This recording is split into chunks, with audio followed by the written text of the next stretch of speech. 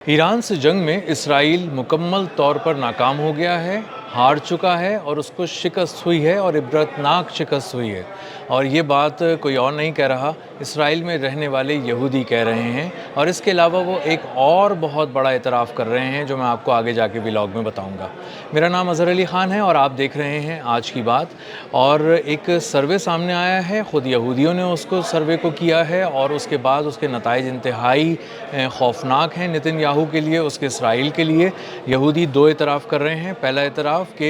Iran से जंग Israel हार चुका है, मुकम्मल तौर पर हार चुका है, इबरतनाक शिकस्त हुई है और ईरान जीत चुका है। और दूसरा एतराफ़ वो ये कर रहे हैं कि इस जंग के बाद इसराइल अब नीचे ही जाएगा, कमज़ोर ही होगा, तबाही की तरफ जाएगा, अब इसके अच्छे दिन नहीं आने वाले।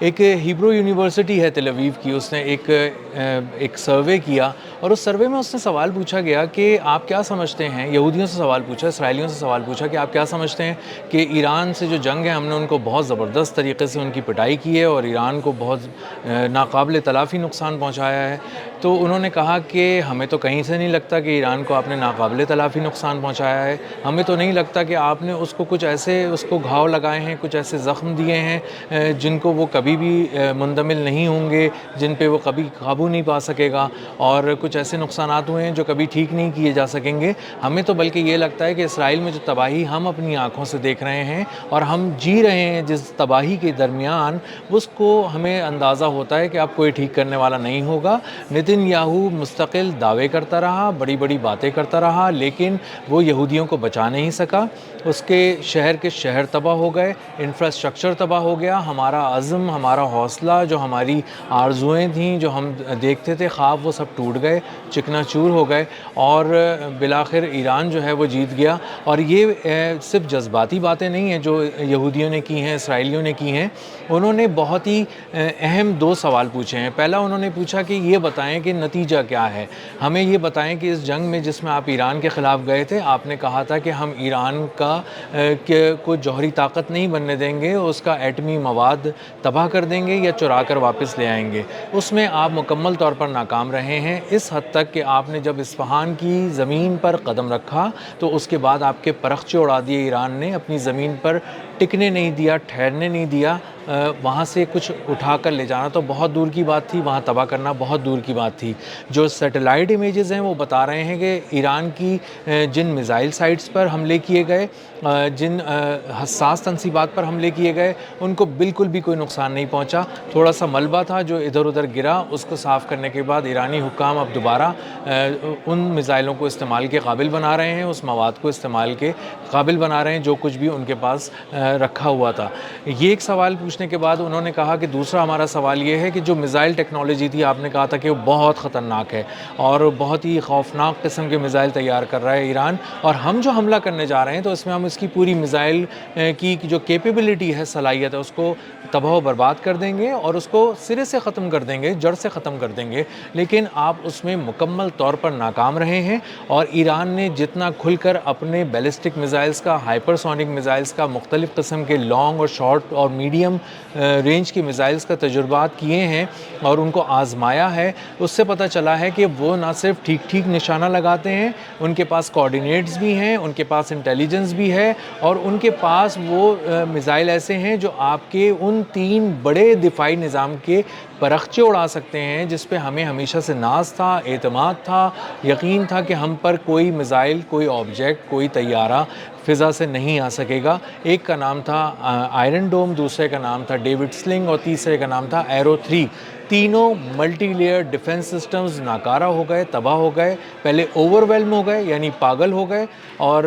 उनको बहुत ज़्यादा मसरूफ़ कर दिया ईरान ने खिलौनों का इस्तेमाल करके, ड्रोन्स का इस्तेमाल करके। और उसके बाद जब उसने हाइपरसोनिक मिज़ाइल दागना शुरू किए, बैलिस्टिक मिज़ाइल दागना शुरू किए, तो पता ये चला कि वो वहाँ तक भी पहुँच गए जहाँ तक पहले किसी का तसव्वुर नहीं था। उन हसास तनसीबात को उड़ा दिया ईरान ने, जिसके बारे में पहले कोई सोच भी नहीं सकता था, जिसके कोऑर्डिनेट्स, जिसका एग्जैक्ट लोकेशन, उसका एड्रेस किसी के पास नहीं था। ईरान ने अपनी इंटेलिजेंस के ज़रिए उनको हासिल किया और उसके बाद उन्हें उसी वक्त निशाना बनाया जिस वक्त उन्हें निशाना बनाया जाना चाहिए था, और वहाँ से उन्होंने सबसे ज़्यादा जो नुकसान किया जा सकता था, मैक्सिमम नुकसान किया जा सकता था, वो उन्होंने उसमें किया।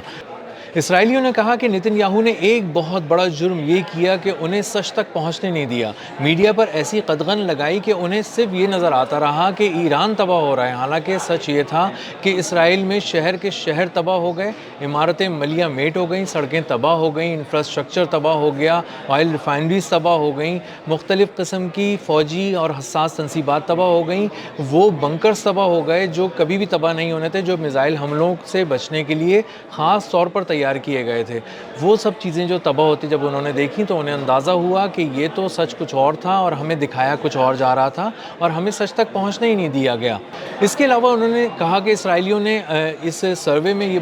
یہ سوال اٹھایا کہ ہمیں یہ بتائیں کہ حماس کتنی کمزور ہوئی ہے پچھلے 3 سال میں۔ حماس تو ویسے ہی کھڑی ہوئی ہے، اس کے جو جنگجو ہیں وہ باہر نکل کر آتے ہیں اور جب چاہتے ہیں اپنا ایک بہت بڑا ڈیمونسٹریشن دیتے ہیں کہ ہم پہلے سے زیادہ مضبوط بھی ہیں، ٹکے ہوئے بھی ہیں اور ہمارے پاس اسلحہ بھی ہے اور ہم لڑنے کی صلاحیت بھی رکھتے ہیں۔ آپ اس کی لڑنے کی صلاحیت ختم نہیں کر سکے، حماس کو ختم نہیں کر سکے۔ اس کے ساتھ ساتھ انہوں نے یہ سوال بھی اٹھایا کہ آپ نے کہہ رہے تھے کہ ہم نے تو حزب اللہ کو بھی کمزور کر دیا ہے، لیکن حزب اللہ کی طاقت ہم نے یہ دیکھی کہ وہ جہاں چاہتے ہیں بہت ہی پریسیجن کے ساتھ، بہت ایکیوریسی کے ساتھ حملے کرتے ہیں اور ناقابل تلافی نقصان پہنچاتے ہیں، آپ کے قدم اکھاڑ دیتے ہیں۔ اس کے علاوہ انہوں نے یہ سوال بھی اٹھایا کہ آپ یہ کہہ رہے تھے کہ ایران کی ہم رجیم چینج کر دیں گے، لیکن ایران کی تو رجیم چینج نہیں ہوئی، ایران کی حکومت تو اب بھی وہی ہے۔ آپ نے صرف ان کے کچھ ٹاپ لیڈرز کو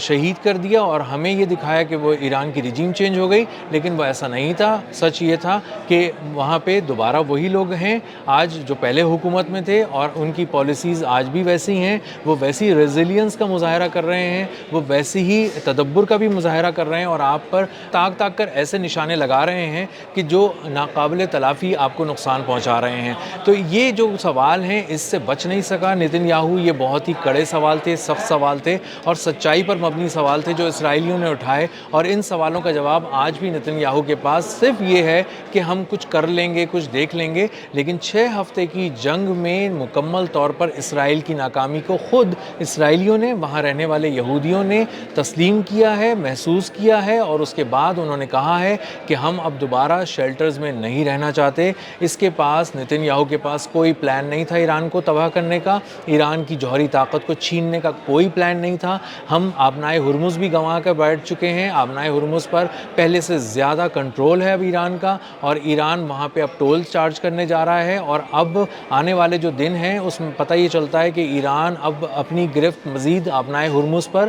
مضبوط کرے گا، اور امریکہ جیسی طاقت جس کو آپ یہاں لائے تھے کہ وہ ایران سے لڑے گی اور ایران کو آپ کے ساتھ مل کر کمزور کرے گی، وہ بھی ناکام ہو گیا۔ اور آبنائے ہرمز سے لے کر اصفہان سے لے کر قشم سے لے کر خارق سے لے کر کوئی ایسی جگہ نہیں ہے جہاں آپ کی ناکامی کی داستانیں دنیا کو چیخ چیخ کر یہ نہیں بتا رہی کہ آپ کو شکست فاش ہوئی ہے، عبرتناک شکست اور بدترین شکست کا آپ کو سامنا کرنا پڑا ہے۔ اور آنے والے دن یہ بتا رہے ہیں، چونکہ یہ اسرائیل میں ایک عمومی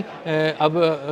بات بن گئی ہے اور یہ بات لوگ کر رہے ہیں کہ اسرائیل کو شکست ہو چکی ہے، اور آنے والے دن اب زیادہ اسرائیل کے لیے کڑے ہیں، تباہ کن ہیں، اور اب ان کا جو مستقبل جس کی وہ پلاننگ کرتے تھے، بڑے بڑے منصوبے بناتے تھے کہ آنے والے جو دن ہیں ہمارے وہ بہت ہی سنہرے ہوں گے اور ہم بہت ترقی کی نئی نئی منزلوں پہ جائیں گے اور ہم گریٹر اسرائیل بنائیں گے اور ہم آگے تک جائیں گے دنیا میں، ٹیکنالوجی کے میدان میں بھی اور دفاعی طور پر بھی، وہ سارے خواب چکنا چور ہو چکے ہیں۔ نتن یاہو کی جو ناکامی ہے، اس کی جو حکمت عملی کا نہ ہونا ہے اور اس کی بے وقوفانہ پالیسیاں ہیں، ظالمانہ پالیسیاں ہیں، اس نے اسرائیل کو کئی دہائیوں پیچھے پھینک دیا ہے، اور اب کئی دہائیوں کی کوششوں کے بعد بھی اسرائیل اس مقام تک نہیں پہنچ سکے گا جس کا خواب ہر یہودی ہمیشہ سے دیکھتا تھا۔ اب تک کے لیے اتنا ہی، ملتے ہیں اگلے ولاگ میں کسی نئی خبر، نئے تجزیے اور نئے زاویے کے ساتھ۔ اللہ حافظ۔